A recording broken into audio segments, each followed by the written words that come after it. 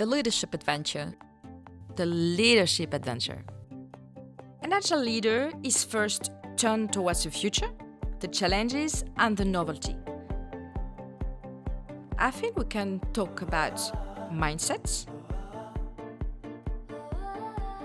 Sometimes it can be fail, learn and succeed. That's a learning process. The leadership adventure.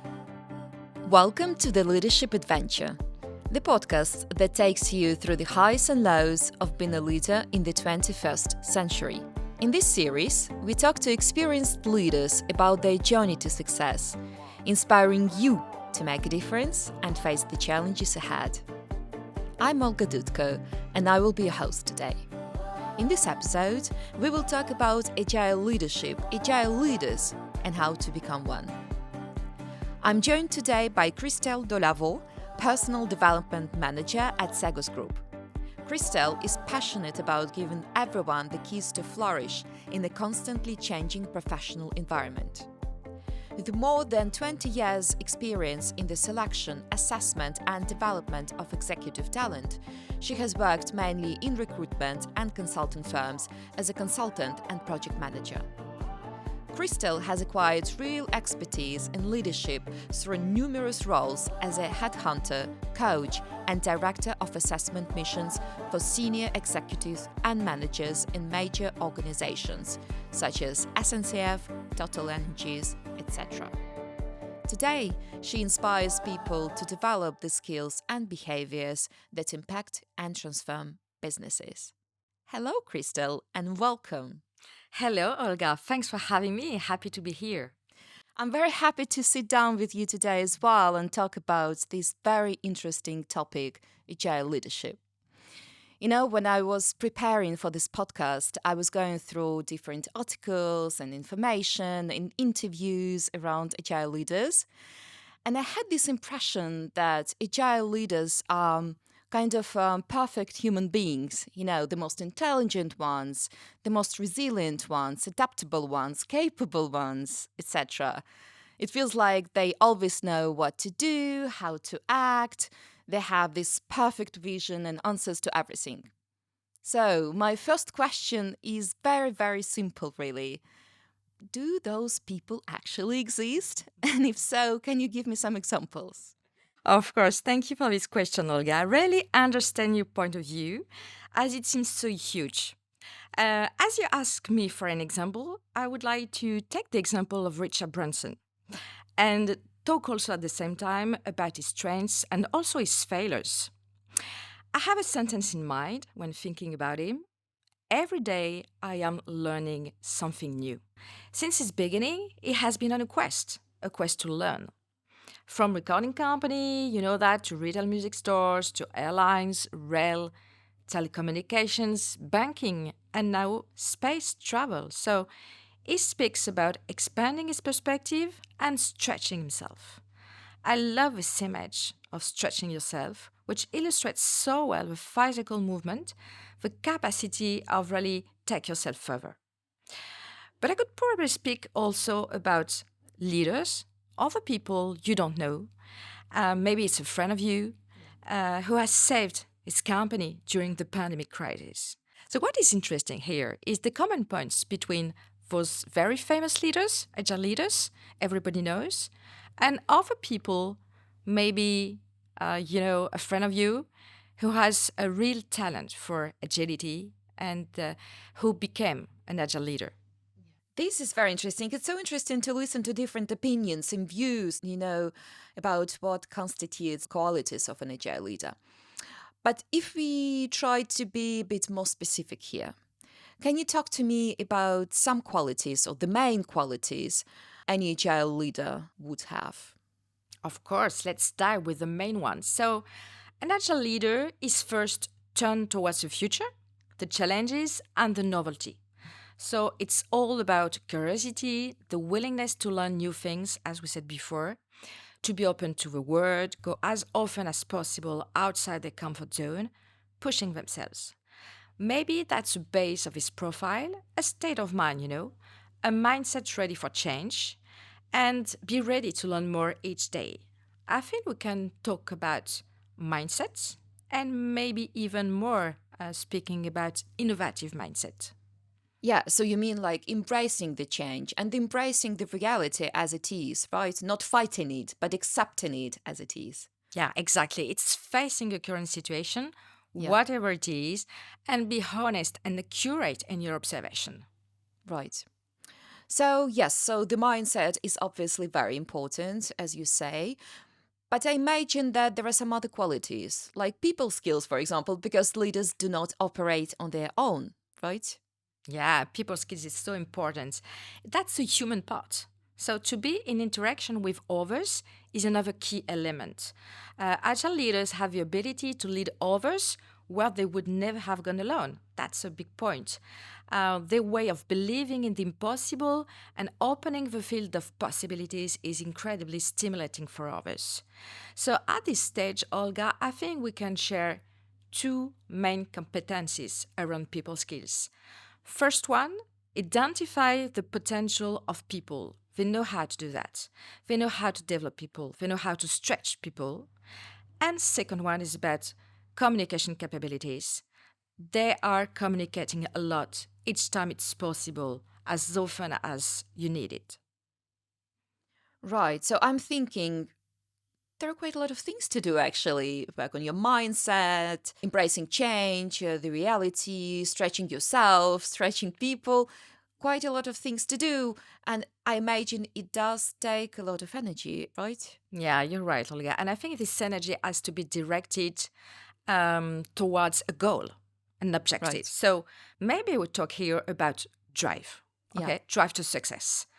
So I would say vision, determination, perseverance are essential to achieve significant results and performance despite the obstacles. One of the common points of great agile leaders is a very clear vision of the objective to achieve and the way they will achieve them. So being ready at the same time to do something and to change the plan. You mean like to have a clear vision? And it makes me think again, because how is it possible to have a clear vision when the future is uncertain? We don't know what is coming. How can you do this? Yeah, I like a sentence. It's know what to do when you don't know what to do. So these kind of leaders always have a plan. They have a plan A, B, or C. And how do they decide the plan they're gonna implement? You're gonna ask me for sure, Olga. And that's a big deal. Yeah. And today, we're in a data-driven marketplace and environment. So I would say first they observe. They observe the market. After that, they collect data a lot. They build with those data, they build a conviction. And they decline then this conviction in an action plan. And maybe a thing is that this process isn't possible unless you give yourself, they give themselves a permission. So it means a permission to succeed or to fail. So you always learn from that and you can move ahead. Right. As you said in the very beginning, talking about Richard Branson, I'm always learning, right? Exactly. And this is a killer element. I want to take this conversation a bit further. So we talked about agile leaders, qualities of an agile leader. Can we move to the organizational level? So we have agile organizations and we have traditional ones. Please talk to me about the differences between the two. Yeah, of course. So I think if we start with a traditional organization, it's all about, for me, telling people how to do their job and give more information on the how rather than on the why. We are in a pyramidal organization where ideas, decisions are coming from the top to the bottom of the pyramid. And after the arrival of the empowerment concept in the 1980s, societal issues, new transformations at different levels, complexity becomes a trend of these last years, right? Yeah.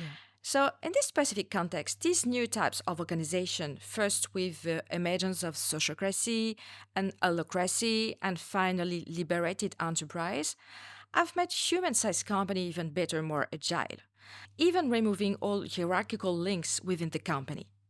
Liberated, the company is better able to adapt to market turbulence. For that, they have enabled individuals to work more autonomously and more responsibly with short decision making circuits. It's also a question of rhythm, it's also about speed. The challenge for companies that adopt these types of organization is to release the potential of employees and their ability to act and decide within their own perimeter of decision. Thanks, Christelle. It's very clear, and it made me think. It seems that it's so much easier for a leader to operate in a traditional organization. You give orders and people follow them. It's very simple. In the Agile one, it's a bit different because you need to make sure that everyone plays the game, that everyone shares the vision and the values and the why. So, how do you make it happen? How do you ensure that everyone finds their place in terms of usefulness and meaning and performance? You're right, this kind of organization, agile organization, requires different qualities and different type of action, such like construct a meaning and a purpose that is essential for establishing this collective meaning shared by all, which overrides individual interests. For this to work, these leaders must be able to take on this new role of leadership to be an active component to enable agile organizations to exist. It sets the tone concerning the role of a leader, who then provides the confidence, a shared sense of purpose, the space, and the playing ground needed for initiatives and potential to be released.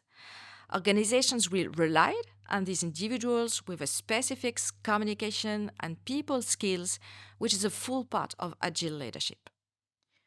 Right. Can I please stop you for a second? Because to be honest, I'm a bit lost.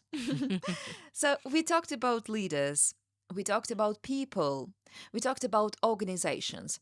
So, I have this question in mind: who engages whom? It seems like a chicken and egg situation to me. Yes, I like this chicken and egg situation because I think the two fit each other in a circular and virtuous way. We can set maybe three milestones that sum up this movement. First one, I need to engage myself. After that, I'll be able to engage others and I will mechanically engage the system and so on. So maybe I can speak now more about impact. Which impact do an agile leader and his actions will have on others and on the system in developing, for example, new products, gain new markets, achieve growth? And this way of driving success is giving to the system the opportunity to create even more added value. And this more added value, this growth, will give opportunities to new agile leaders to come into, and so on. So that's how it works. Actions, impacts, results, and how this impact of a leader have an influence on the organizations and vice versa. Right. So thanks. Yeah, it's it's clear now. Thanks a lot. Yeah. Sure. So I want to ask you one more question. If you can be a bit more practical, really like practical. If you want to become a more agile leader, for example, what will be the first step? I understand it's a journey; it will take time. But what is the first step or the first action we can make? Okay. Maybe three first steps. Okay. Experiment. Yeah.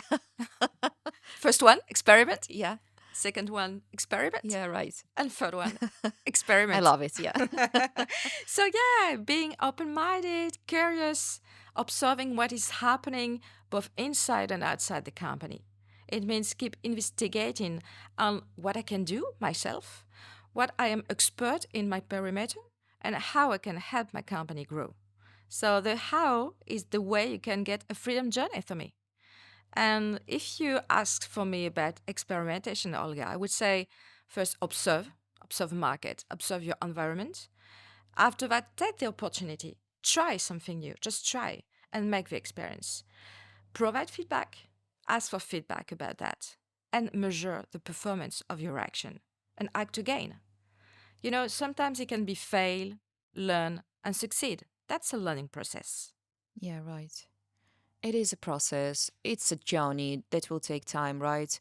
It will take effort, will take time, and it will require some courage as well. We didn't talk about courage, but probably we can cover this topic in our next podcast because it does take courage, to try new things and to fail and to try again. To conclude, can I ask you please to give us three highlights or three key elements that we need to remember as individuals to start this journey towards agile leadership? Of course, I think at this moment, at this stage of our conversation, we can share three highlights. First one, I would say know yourself better. Where is your talent? Where is your bright spot? And what do you still need to learn? And keep moving in your development. The second one would be keep open minded, observe new things, and challenge others in your company, starting with yourself, and be close to your intuition as well. Third one would be take your responsibility, measure your impact. It's just look in the eye, really, and kind of truth, true things. Yeah, the reality that we the talked reality, about. Yeah. the reality of what I do, Yeah. to be just accurate about that. And include also others in this system as accountable for the results. Yeah. And maybe last but not least, we could say be kind with you, as this is a process, as we told all the podcast long, Olga, and follow your path. Yeah. This is great, Christelle. Thanks so much. It is a process, definitely, but you gave us some tools and ideas to start this process and this journey. So I thank you very much for that. Thank you, Olga. That's it for this episode. Join us next time for more inspiring stories and tips on how to win at being a leader. Until then, goodbye.